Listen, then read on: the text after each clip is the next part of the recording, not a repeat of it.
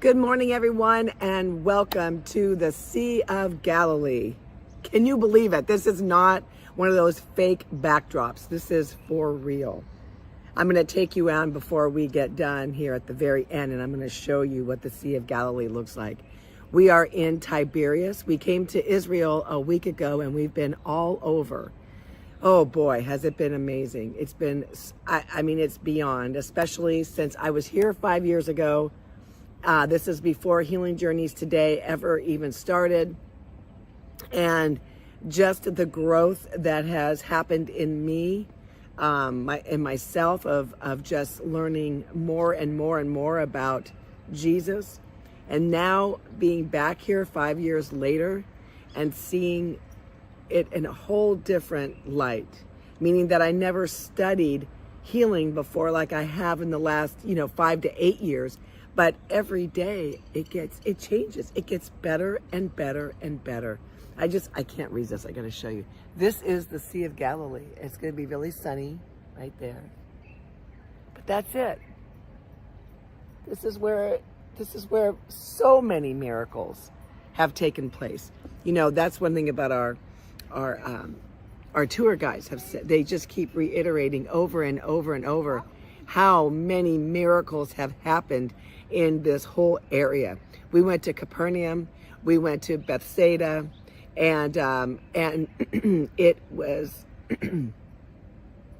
it was awesome to just go to those places and Chorazin, and just to go there and just to be on the land, and to be on the pathway, the dirt, the rocks, the stones that Jesus once walked. And also too, yesterday we went on a boat ride in the Sea of Galilee, and we just worshiped for an hour. Oh my gosh, you can't get any better than that. And what I love is that it all comes to now, everything starts to really form and to really come alive in a way where it's not just a story anymore, right? I mean, sometimes it becomes more of a story than it is our life. This is our life. This is the truth. This is who Jesus is and was. And you know what? After being here again for the third time and just seeing so much, and the Lord just keeps showing me that he was just here fighting for freedom. Do you realize that Jesus was not trying to do like a power struggle thing to let people think that, I'm in power, like, follow me because I'm powerful. It was none of that. It was, he wanted to set the captives free of religion. Free of religion. There is bondage in religion. Just on our plane ride over, we took the Israeli airline. And just on the way over, you've got so many, rabbis, if you will, and not even rabbis, but other people that are, the Jewish people. And like every hour, they're doing prayers. They're wrapping their wrists with leather. They're doing, this thing here. They put the phylacteries on their heads. And man, it's like we are free to worship and to honor and to pray 24/7. There's no schedule. We are here to pray, honor, love, praise the Lord anytime we want to. Do you realize the kind of freedom in that? There is freedom. There is freedom in Jesus. I just cannot say that too much. I mean, there is freedom in Jesus. And he was here to fight for freedom.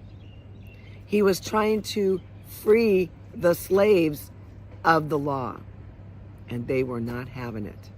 Matter of fact, they weren't having it so much that they were trying to kill him many times over. I love when he healed the blind man. We were at the location when he healed the blind man. Now that man that was blind was not just, he didn't go blind like after the fact. He was born blind. There's a big difference there. They'd never seen anybody that was born blind before. There were people that, became blind because of an accident or something like that. But this man was born blind. And he, he prayed for him, or he laid his hands on him. He put he spit and put the mud on his eyes. But then he had to do something else. He had to take him out of the city that was a city of unbelief, a city where Jesus was mocked and laughed at and would never, ever think that whatever, Jesus was saying or doing would be true. It would be like if he healed somebody, it would be, it was a magician. It was whatever, right? But I am here to tell you that if there are people around you, if you are in an environment where people are negative and are naysayers and are telling you that Jesus is that this whole God thing, this whole healing thing is ridiculous, and how does he do it? And if he did do it, maybe he'll just do it for a few, but he won't do it for all of that. Those are absolute, complete lies. Whatever you can do, you get out of that situation. You need to be in a place where there are people that believe and trust Jesus Christ, the Son of God, that can believe and trust. I once came here. We were, my husband and I were teaching at a animation studio. And at that animation studio, it was just coming to Tel Aviv to actually just, go and teach. It wasn't to do anything else.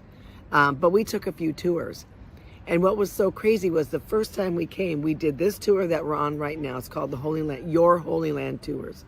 And we were saturated in Jesus. And then we came a year later to teach in a school. And it was like, Jesus, who's he? Oh yeah, it's that guy. They talk about him. They say he did some things, but we don't believe that. That's not true. And I mean, my God, how what a difference. And then we come back now this time. I was so disappointed that last time.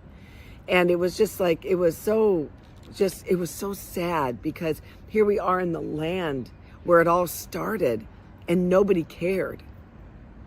So there might be people around you you're in a land where it all started in your life.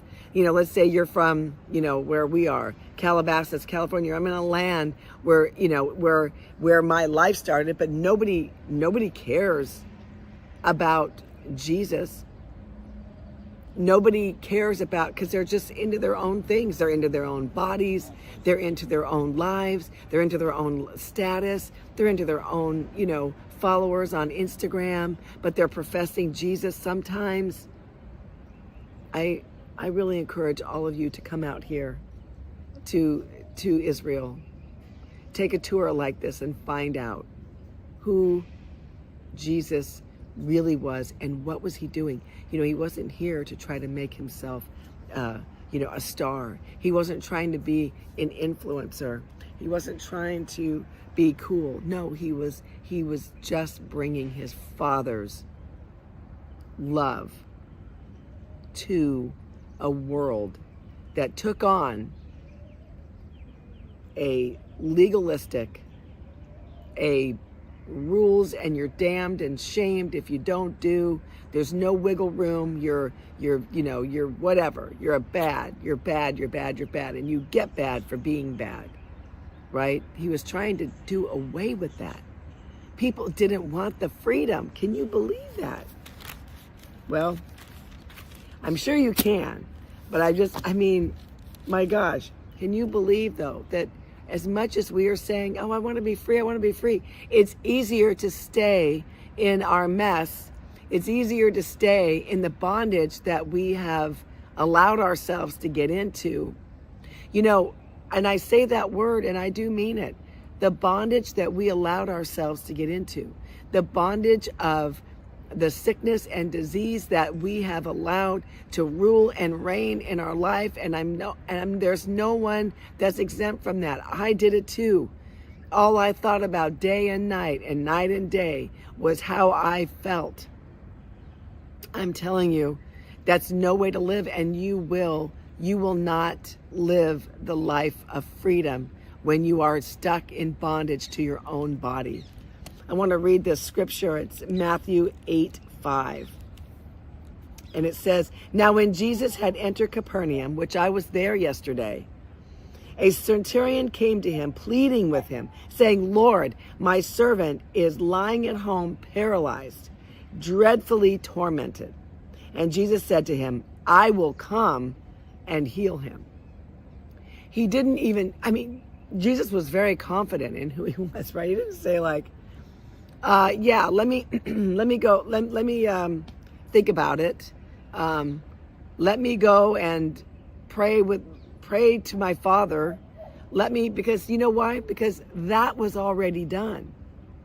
The spending time with his Father was done on a daily basis. It wasn't like, oh shoot, I've been doing all this stuff. I've been letting just the world beat me up, one side down the other. I'm so full of the world. I can't go pray for somebody whose servant is paralyzed and dreadfully tormented. I can't do that because I've got to get prayed up. I was partying last night. I was sleeping with my girlfriend or boyfriend last night. I was doing a little bit of drugs. I was drunk. Like whatever it is, we need to be ready at all times because this life is not for you. But when we get sick, I know it becomes all about you because that's what happened to me. But now being removed from it, being away from it, I see where it was going. I see where there was this lie, this facade. Just a downright lie. A lie that was trying to keep me completely 100% in bondage and like putting blinders on me or just putting something over my eyes completely, not blinders like do this, but blinders that was over my eyes so I wouldn't see the goodness of God. Man, it's so awesome. So the centurion answered and said, "Lord, I am not worthy that you should come under my roof, but only speak a word and my servant will be healed." Now, what I love about this tour that we're on, which I highly suggest, Cindy Brandon, she's amazing. It's called Your Holy Land Tour. She only goes in March. But anyway, she brings with her a rabbi who is he's a Messianic Jew. So he loves the Lord and he knows all the, oh my God, he speaks in Hebrew, he prays in Hebrew. It's amazing what he does. And in fact, yesterday we all got baptized in the Jordan and we did it. He's asked us if we wanted it to be done in Hebrew. We said yes. And what was really cool is we got to because Butch and I are now ordained pastors on, it's pretty cool. On the 25th of February, Butch and I were publicly ordained by our pastors in Texas, the Shepherd's House. Pastor Rich and Dorothy Van Winkle ordained us. And so it's, just talk about what a life-changing situation. We went to a whole new level. And I feel it in my heart. The Lord spoke to me that morning before and said, this is a game changer for you. And I'm like, man, I thank you, Lord. So anyway, so we all got baptized. Because we are pastors now, we got to baptize. Well, you don't have to be a pastor, but anyway, we baptized our daughters, our two daughters, and our new soon to be son-in-law Levi.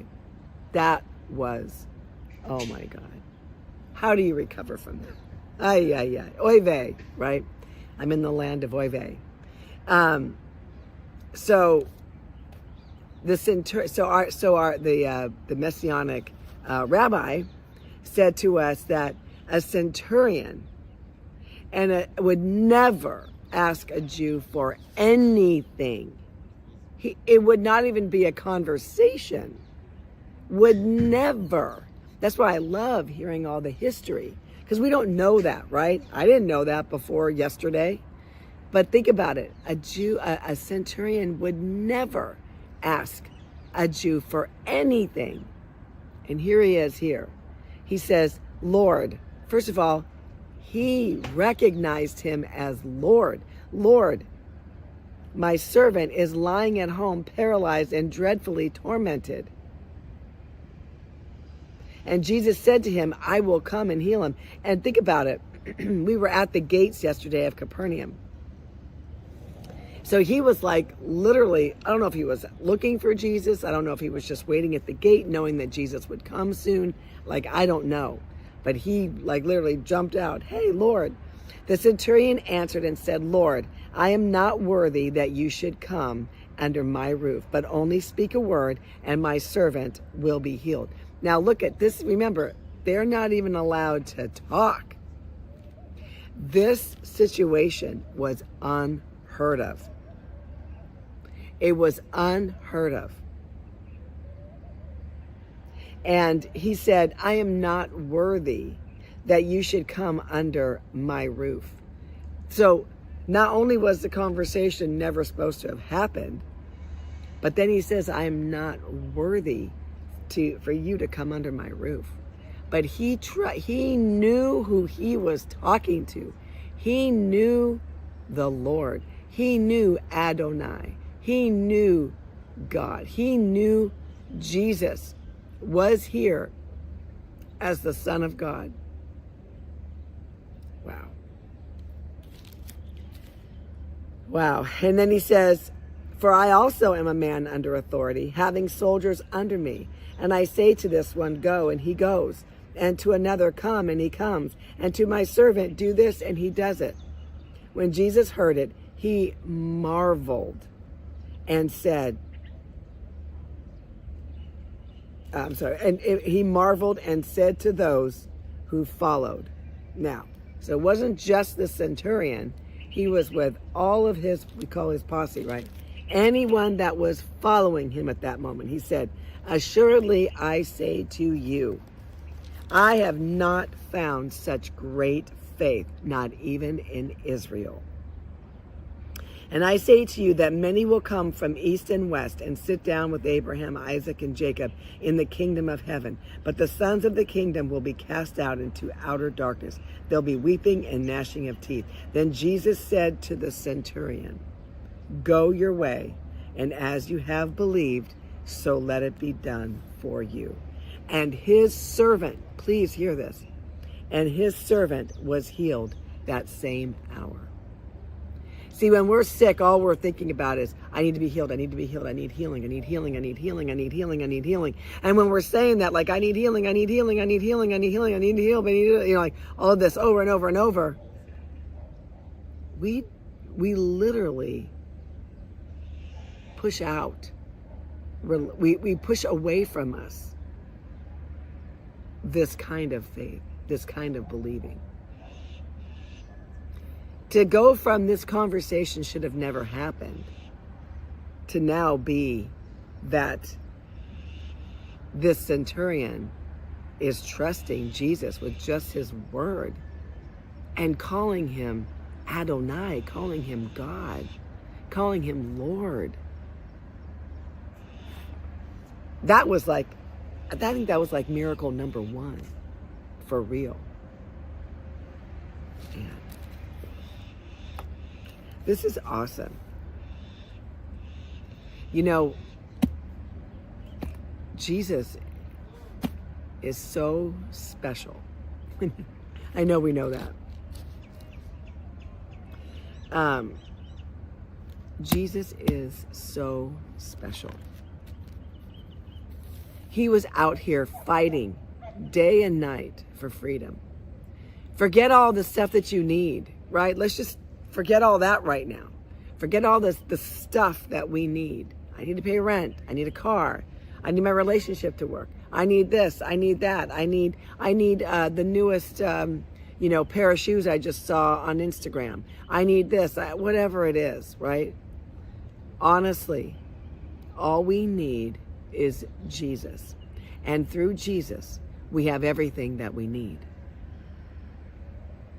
I need my relationship to change. I need this. I need that. I need this tumor off my body. I need this pain to go away. Yeah. But you know what's so cool? Is that he knows all your need. And he loves you.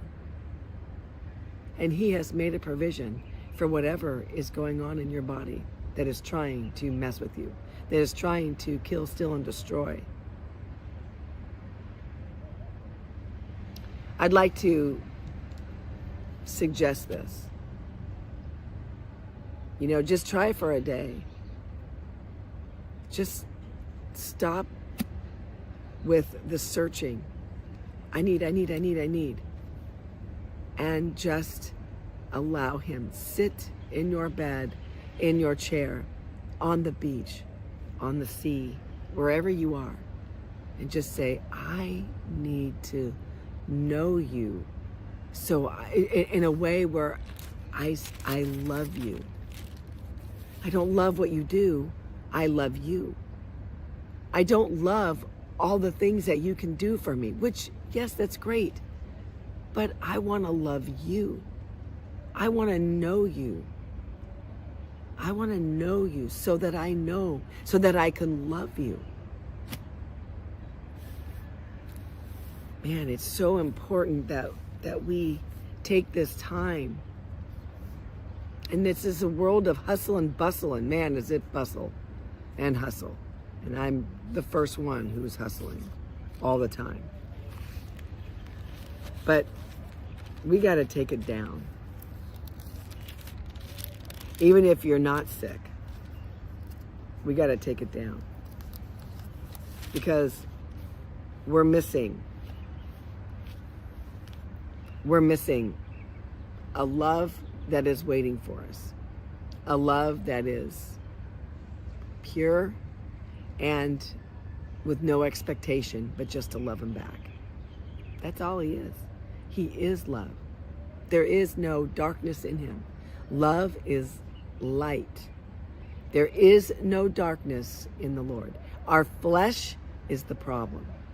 Our flesh will tend to be drawn to darkness. But Jesus says, come to me, all you who are weary and heavy laden, and I will give you rest. He says, I will give you rest. My relationship with you will put you in a place of rest no matter what's going on in your life. No matter what is going on in your life, you can have that rest. That is what Jesus died for. Man, I wish I could bring everybody here on this tour. Do you know that 7 healings itself took place in Capernaum? Wow. God is just awesome. He is. He's King. He is King Jesus. And he's nothing else but King Jesus. Don't be fooled. He is your King. He's your high priest.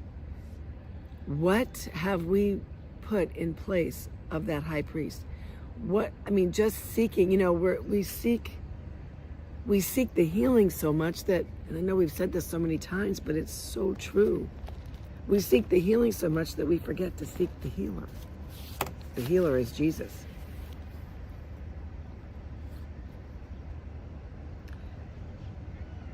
The healer is Jesus. We cannot forget that. We can't let that just go. We cannot go, yeah, no, I know, he's the healer. But why is this not happening to me? Man, I say this to myself. Is it all about you, Julieann? Ask yourself that question. Is it all about me? This life that I lead every day, is it all just about me? What about other people? What about people that have needs, that you can supply their needs because of Christ who works in you? That you can give somebody a word and tell them that, there's something that maybe God is trying to get to that person, but they're not, they're of the world, they're not a believer, they don't hear from the Lord, but he gives you something to tell them. You could hold their freedom in your hand. But if you're so busy and so immersed in your own stuff, you'll never see it. And it's disappointing because when you finally do realize, and that was me, that was me. When I'd be like, gosh, why I wasted so much time. I don't want to waste any more time. And I think you understand that. So I would suggest to you not to waste any more time. Get on your knees right now, wherever you are. Worship him. Love him. Tell him, I don't know you. Please show me, who are you? Reveal yourself to me. I'm allowing you now to reveal yourself to me. I'm allowing you now to love me. I'm allowing now my heart to be open so I could be free to let you love me in every area of my life. I'm in a whole area in the Sea of Galilee, in Tiberias here, but the Sea of Galilee, where miracles took place. Don't forget that Jesus walked on this sea. Do you see that? He walked on water. This is the water that he walked on. You know what's crazy? Is if you think about it, you know when he told Peter to get out of the boat and come to him, and there was a storm. Look at this water. Look how calm it is. That in itself is crazy because you're like, how does storm come up? Look how calm this is. That's probably, see those ripples in the water? That's about as boisterous as it's going to get. I'm so glad that the Lord woke me up this morning and said, go teach out on the sea.